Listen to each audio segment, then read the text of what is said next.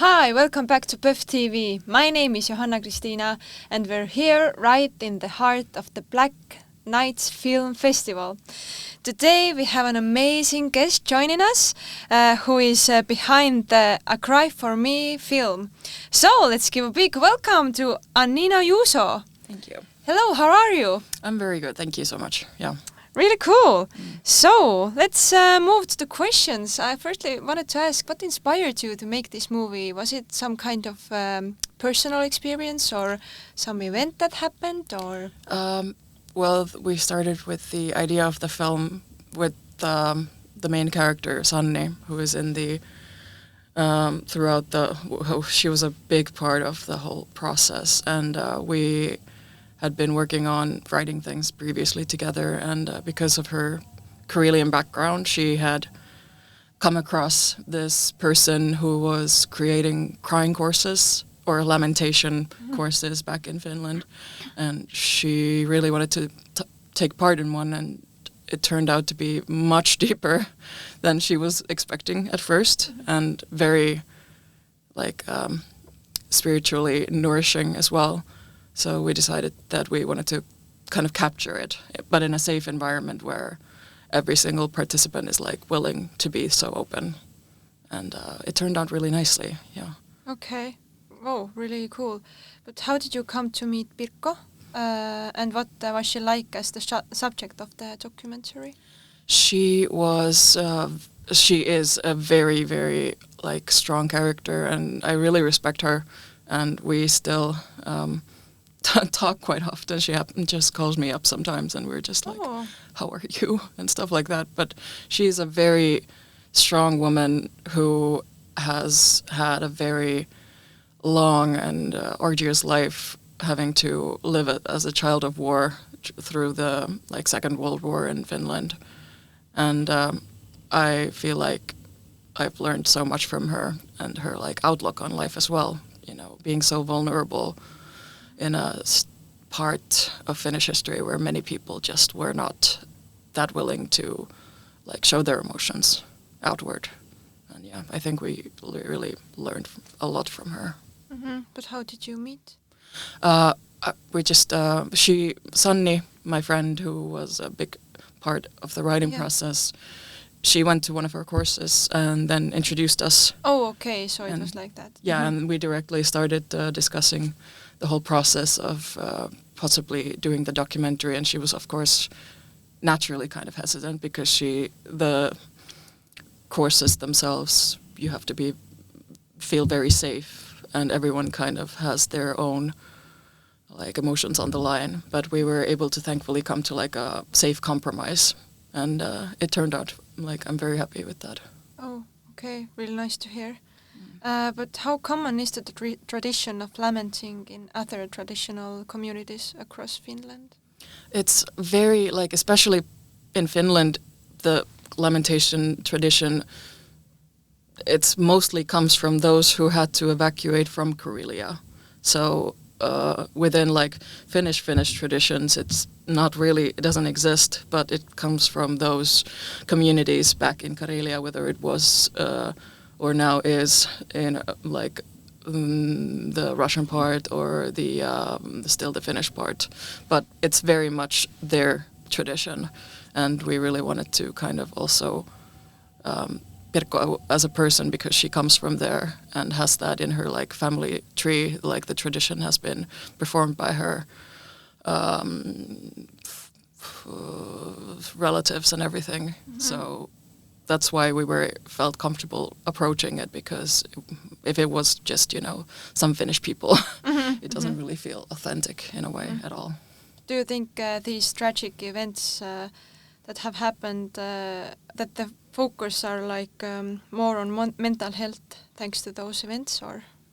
Absolutely, and the portions of what we filmed, it's very much just a minor portion of everything that we did. We were shooting for many weeks straight and just interviewing her and discussing every possible thing that we could do, because I mean, documentary, you kind of move on and then see what you can do with what you've gotten now and how to move forward. Is lamenting primarily a tradition amongst women, or do men participate as well, and why do you think why is it like that? As far as I learned from Pirkko herself, she said that it is mostly practiced by women, and I don't personally know necessarily why it has been like that, but as far as she said, maybe it also, you know, because the kind of emotional work in many communities has always kind of befallen to like the women of the family, and often like a matriarch, also kind of allowing for that situation to happen there and making it like it's okay to feel this way, because she's kind of trying to explain the feelings that we're all, because it was performed at like weddings, when then it's a good cry, but also kind of losing someone from your home because they're going to another family. So probably because of just that like traditional aspect of, you know, emotional work happening to come upon women, maybe. I think so too also. Yeah, perhaps. Mm-hmm. But have you personally practiced lamenting? I guess you are, because you were taking part of these courses. Yeah. When we were shooting, I actually was one of the people who was participating in the crying itself, but I didn't want to include it because, I don't know, I think it would kind of draw the focus out of the people in a way, because I don't want to be like meddling in with, as a documentarian in the situation. It felt a bit off. We did have a cut where I included myself, but it just didn't feel balanced. So, and it was very difficult, especially because I feel like being so vulnerable in front of people that some of you just met like a few days or a few weeks ago, it feels very, very, very like intimidating. But I was happy that we were able to still like really go into some really deep stuff there. Well, imagine that it's actually really beautiful, showing those emotions. Exactly. Like what came out of it was really, I was like beyond pleased and happy that like these people were able to kind of trust me also in that situation. And I only think that it was able to be so is because I participated, even though it wasn't like shown. But they knew that I was still willing to kind of lay myself out and be like, these are my emotions.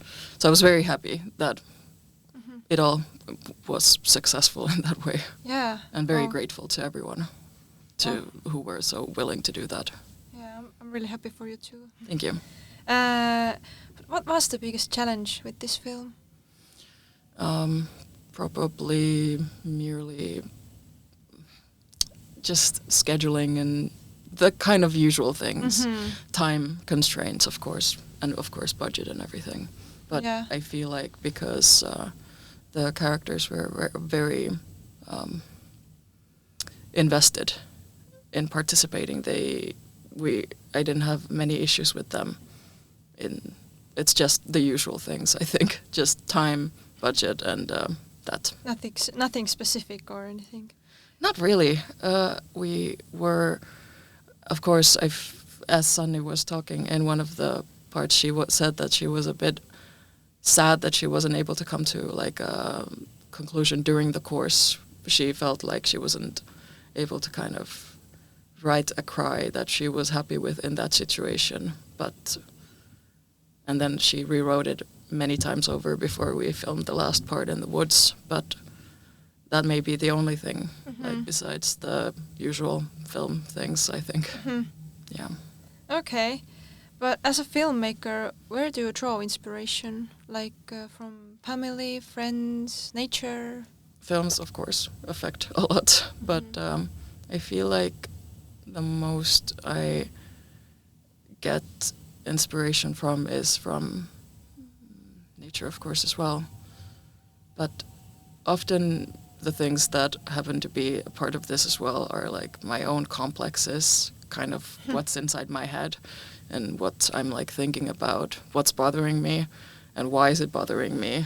So because then it kind of goes to an aspect of, well, how could that apply to a character maybe if we're talking fiction, or of course in documentary as well. But then you have to be very lucky to find a person with such complexes, you know. Yeah, of course. Yeah, but I think a lot of inner life and then nature, that's a big part. Yeah. Oh, that's beautiful.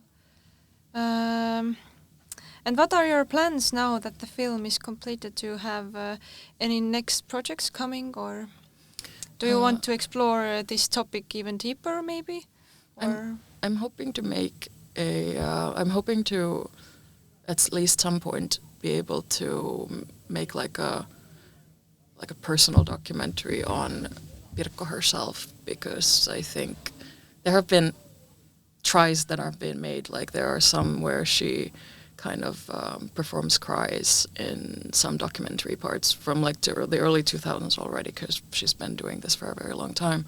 Oh. But I would like to kind of be able to do like how do you say it, but like something that shows her as a person, just because I think that really brings the context together as for her, because she's lived a very long life and had so many unique experiences and a very unique background. So kind of being able to show that all together would be very good at some point, yeah. Wow, it's so cool that one human being can be so inspirational. Yeah.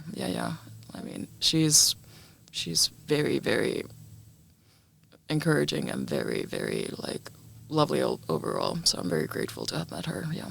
Oh, I'm really happy for you. Thank you. But also, thank you for joining us, and we've uncovered so many great details about this story and about this film. And huge thanks to joining us, and it was really nice to meet you. Yeah. And thank you for tuning in to PÖFF TV. I hope I will see you here on this channel again. Bye!